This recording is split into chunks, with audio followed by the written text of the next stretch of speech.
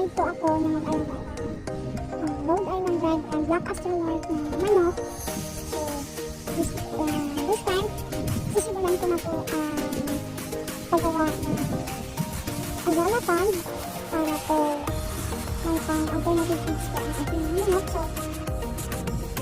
today, i-deliver na po yung mga sising ko, bali 50 heads po yung